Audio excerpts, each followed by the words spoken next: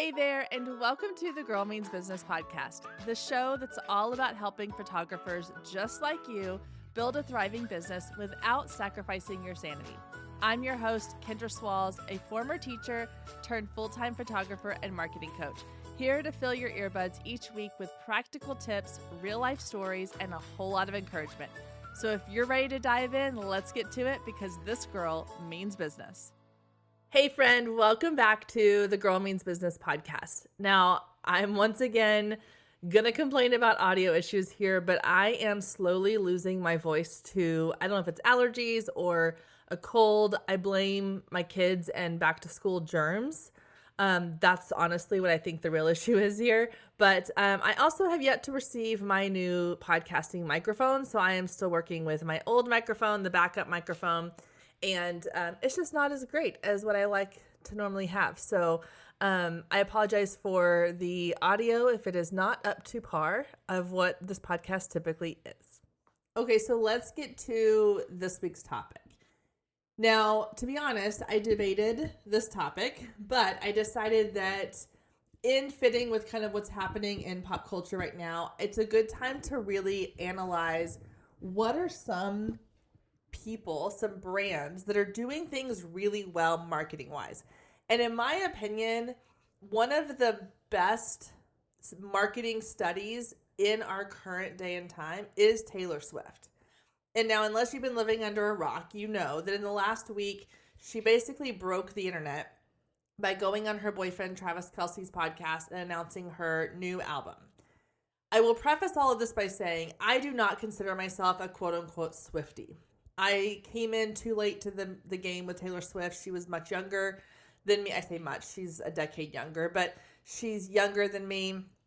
My girls never really listened to Taylor Swift a whole lot.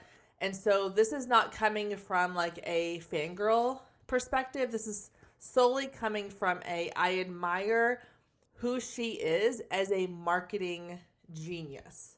Now, I know she has a team of people that help her in things, but I truly believe that a huge part of what makes her brand so iconic comes from the genius that is her brain. When you listen to her talk in interviews, you will hear that she's highly intelligent. She knows exactly what she wants her brand to be, to represent, who it's for, and then she has a team that helps kind of put those things into practice. But I do believe that she is the marketing brain behind all of these things. And she has such an incredible vision for seeing her brand in big picture form. And so I want to break down in this episode today, what are some of the things that she has done really well, specifically surrounding this particular announcement and podcast interview. What has she done that I feel like we can then take and implement into our own photography businesses? Okay, now first and foremost, we cannot overlook the fact that Taylor Swift has created a community of people around her, of followers, of fans, that will scream her name from the rooftops for her. They will go to bat for her, they will defend her, they will cheer her on, support her in all the places. And because of that, a lot of these other things have become easier or more impactful in a way because they are happening on a much larger scale. However, the same concepts can apply to a smaller scale business like a local photography business. So the first thing I want to kind of touch on is just the community aspect. So Taylor Swift has done a really good job of building relationships with her audience. They feel like that they know her and they want to know her. They want to know more about her.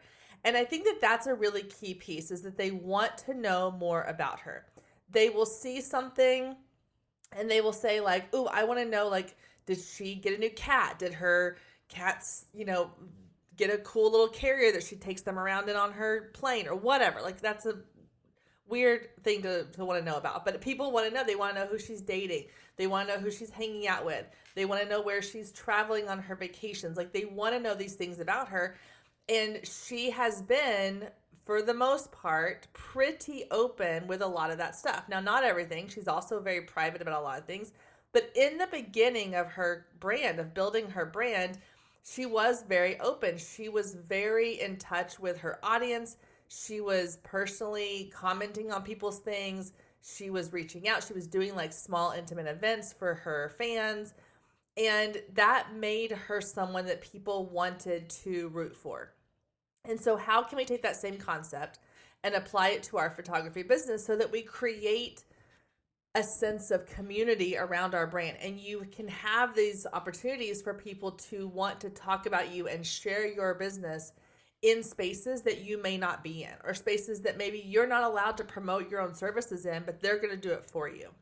So I think the first thing you have to do, and that a lot of times I think photographers overlook here, is that you have to create this entire client experience from start to finish. Now, when I say start to finish, a lot of times people think start means when they book with me. From the time they book with me until the time their session's done, I'm going to give them this gold standard experience that they are going to love and want to come back for. But it really needs to start even before that. It needs to start from the very first moment that they come in contact with your brand, whether that is on social media, on a website, at an in-person event, at a conference, hearing it from a friend, on a blog, through an email, like whatever it is, whatever the very first point of contact is, it needs to make them want more. So if they're coming to your website and they're kind of like, yeah, it's fine. There's pretty pictures. She's a family photographer. Here's a picture of her as a headshot, like, meh. But if they're coming to your website and there's something that really draws them in, whether it is your personal story or you have behind the scene videos for them to watch of you from a session you've done, or you have some cool interactive thing, or it's styled in a way that makes them, or there's wording on there's your content on the pages that sucks them in and makes them feel seen and heard and all of these things, then you're right away building this client experience that they're going to be excited to tell people about. Think about when you go into a restaurant or a store, what are the things that make you feel like you've had a really good experience versus the ones that make you kind of go, it was fine, it was nothing special, but it was fine, or the ones that make you go, oh my gosh, I would never do that again. You don't want to be, oh my gosh, I'd never do it again, for sure. You don't really want to be, it was fine, I got photos taken and it was okay, we like our photos, it was just meh. You want to be, oh my God, I can't imagine how, like I can't believe how amazing this was. It was so easy, it was so fun, it was so relaxed, it was so whatever it is you want them to say about your brand, you want them to rave about that. Stay with us. We'll be right back. If you've been listening to the Girl Means Business podcast for any amount of time, then you know my love of email marketing runs deep. Not only is it a great way to generate new leads, but it's one of the most effective methods for nurturing warm leads and turning them into sales. Now, over the years, I've tested several email platforms, and my favorite by far is Flowdesk. Not only do they make email marketing simple and easy, even for the technically challenged, but they have everything you need to create stunning emails, capture leads, make sales, and automate the entire process, giving you time back in your busy day. And the cherry on top is you're only charged one flat fee no matter how many subscribers you have. So while other platforms will increase your price when you go over your pricing tier limit, Flowdesk has no price increases or hidden fees. If you're ready to give Flowdesk a try, click the link below in the show notes to save 50% off your first year. Let Flowdesk help you design emails people will love. Click the link below and check it out. I have a feeling you're going to love it just as much as I do.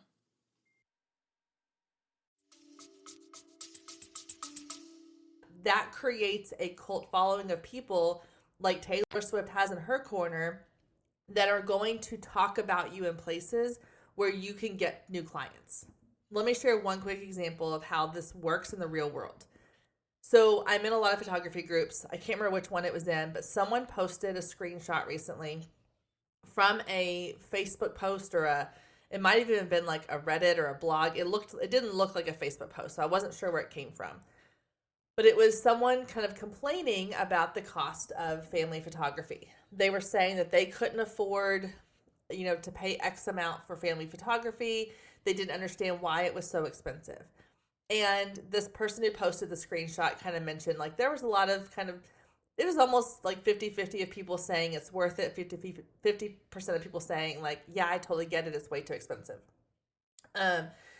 But the key thing here was she shared the part of the screenshot where one of her past clients had commented on this person's post saying it's worth every single penny to have these amazing photos. And she like kind of elaborated, and then she shared a link to this photographer's website or their Facebook page or whatever it linked to.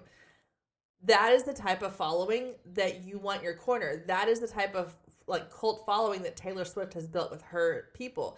When someone posts something on social media saying something negative about Taylor Swift, what you're going to see if you really go read into it is all of these people going in there and flooding the comments with, that's not true, this is what, you know, the reality is, or, you know, kind of really going to bat for her.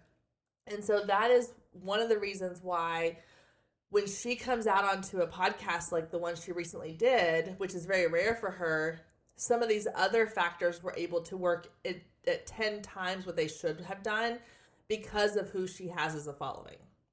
So I think number one is building that community base, building that foundation of these are the people that are going to not only be excited when you have something new come out, but they're going to want to spread it like wildfire.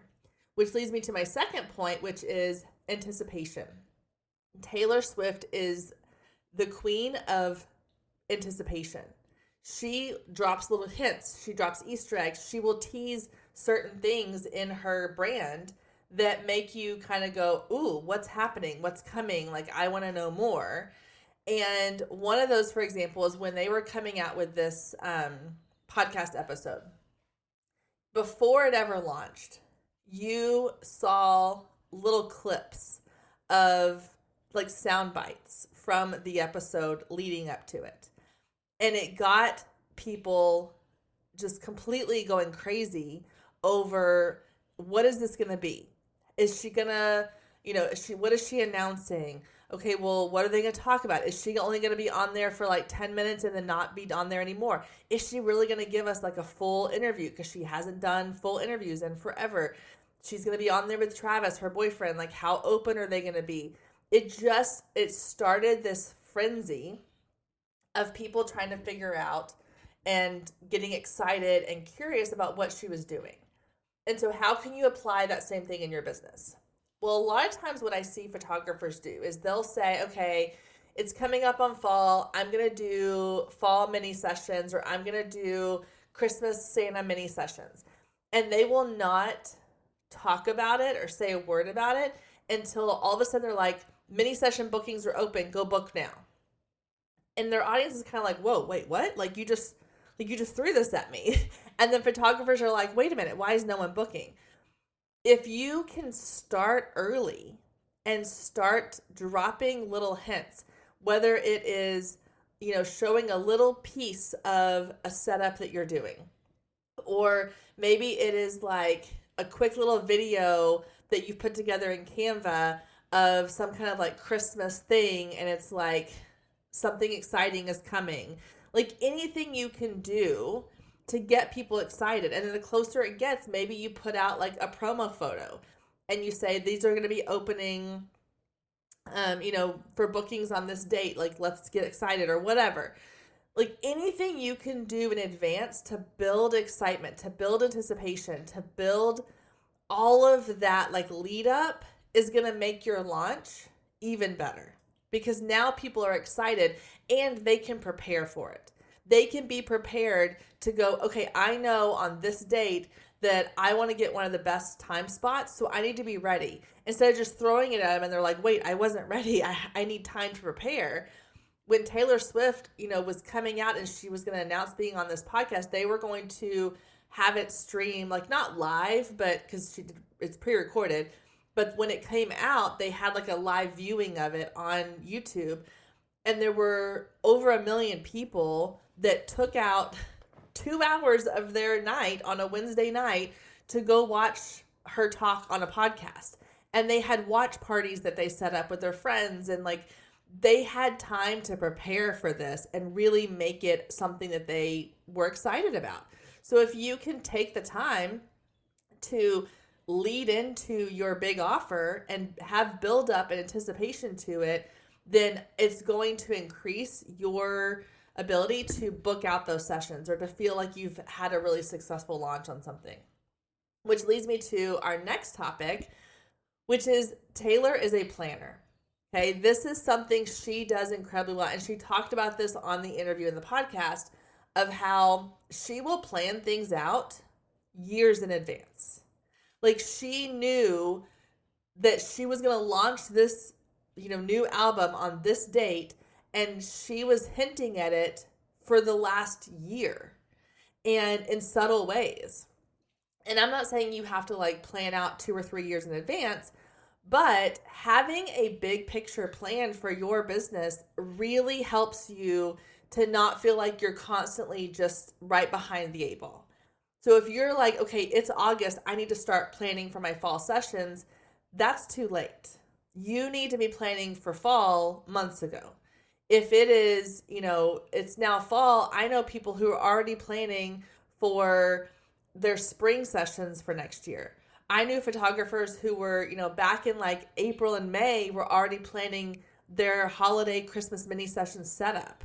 What props do they need? What area are they going to shoot? And all these things, how are they going to market it? If you are not planning 6 months in advance, you're not giving yourself enough time to drop those little hints, to build excitement and anticipation.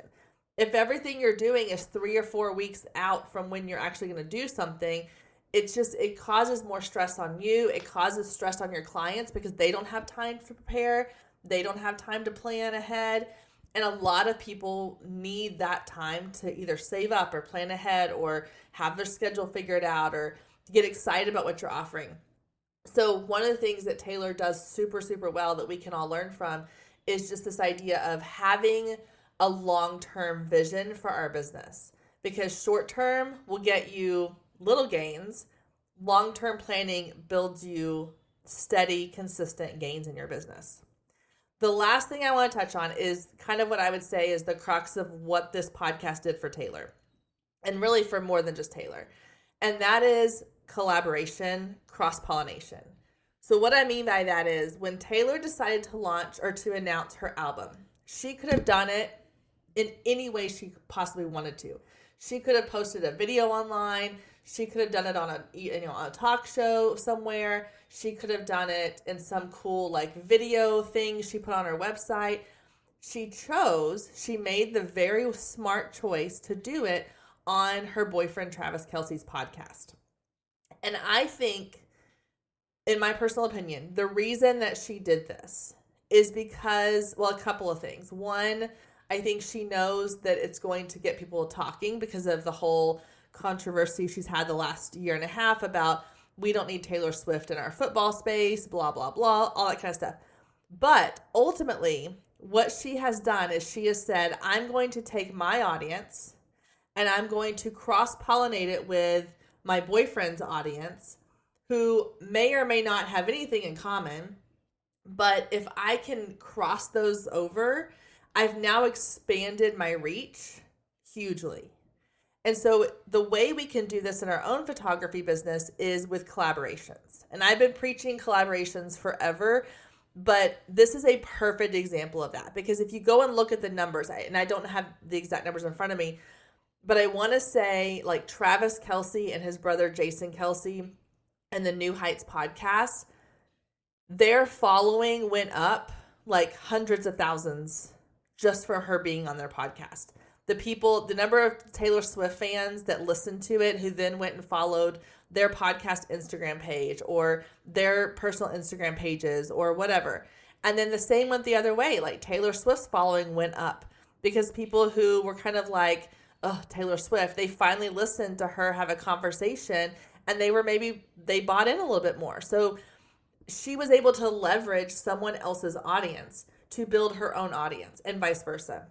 And we've seen people do this for years in marketing and business. Like you'll see collaborations between brands and certain celebrities or brands and other brands. And they are taking two separate audiences and they are collaborating to cross over those audiences and grow each of their followings. And so you'll see this even with, they talk about in celebrity marketing, how you'll have kind of these celebrity couples that are together and they'll say, oh, it's just a media thing. Like they're just doing it to get followers.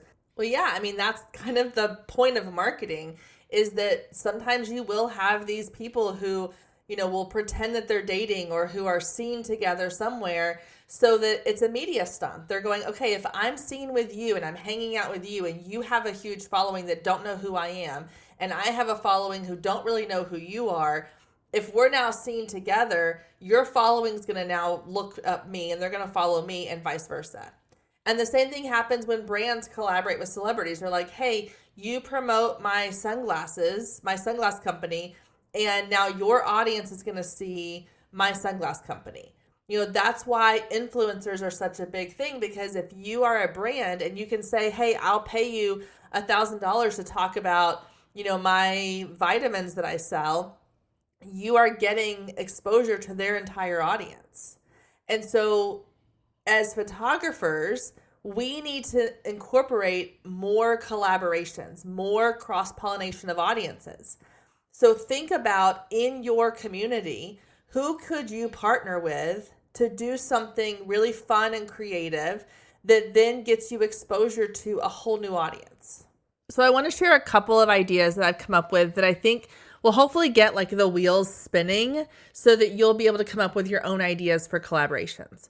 So one, let's say that you are a senior photographer, and you know that every spring, you have several clients who come to you wanting to do like maybe college t-shirt, or they want to do a photo shoot, part of their senior session, like showing off where they're going to school next year. Well, you could partner maybe with like a local art studio or a bakery or a floral design class. And you could say, hey, let's do a senior, event where it's like high school seniors and their moms or parents or whoever can come in and they can design a floral arrangement in their college colors, or they'll get to paint a cool, canvas with their logo for their school, or they'll get to design cookies that show off where they're going to school and they get to decorate them. And then I could be there, or the senior photographer is there, and you get to do like a quick little photo of like each senior with their parents that were there with them, or their friends, and they're holding their bouquets or their cookies or their paintings or whatever. And so now not only are you doing a cool, fun, like little senior year bucket list thing for your seniors, potential clients, but you're getting to expose your business and your brand to that company's entire audience. Because if you're hosting a floral design class and it's, hey, come do this fun, like senior year, design a flower arrangement in the colors of your future college, they're going to be sharing that to their audience. They're going to be putting it on social media. They're going to be putting it on their email list. They're going to put it on their website, on their calendar. And if we put on there that they're partnering with your photography business, again, people are curious. They'll be like, oh, who's that? Let me go check out what they're doing. Oh, well, we still need senior photos. Or, oh, we're going to need, family pictures for next fall when she comes back home from college. And, just anything that's going to help you get your information out there. This is especially really, really beneficial.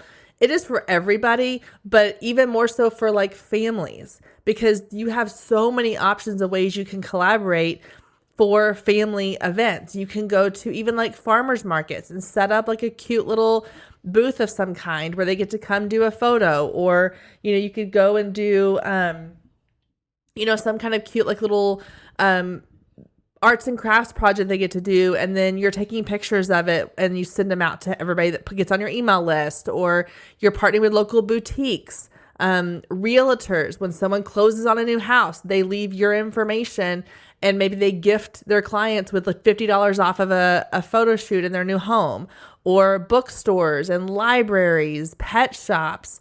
I mean, there's so many things. I think a lot of times we get tunnel vision and we think like, oh my gosh, it has to be so perfectly aligned to my ideal client. It has to be so perfectly aligned to photography.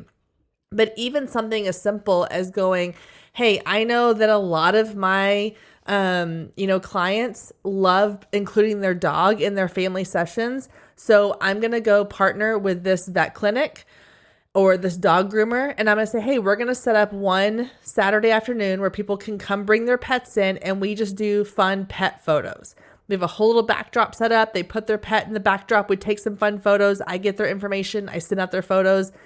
It's not necessarily family photography related, but now you have a whole audience of people that you've just been cross-promoted to. And so thinking outside the box, that is what Taylor Swift does best. She thinks outside the box. She thinks in advance, and she's always looking at how can I make this a really fun, cool experience for my audience. So in my opinion, just in the last week of kind of mulling over this Taylor Swift podcast and like all the hype that's gone on around it, I've actually been more interested in the conversations happening after than I was in the actual interview. But it's so fascinating to me to see just what good marketing strategies can really do. And it gets my brain spinning on all these ideas. So I would love to hear your thoughts on this. If you want to pop over on Instagram at Girl Means Business and message me, or if you want to, hit reply, or not reply, I guess, because this is not an email, but if you want to email me at kendra@girlmeansbusiness.com, I would love to hear your thoughts. Like, do you think these are good ideas? Do you have other ideas? Do you want to have a conversation and see if we can flush out an idea that you have that you're just kind of like, I can do this. I've thought about this, but I don't logistically know how to make this work. I love having those conversations. So please feel free to reach out to me. And hopefully this gets you inspired and excited to start building onto your marketing for the rest of this year, but also going into next year. All right, guys, thanks so much for being here. Hope you have a wonderful week, and I will see you back here next week, same time, same place.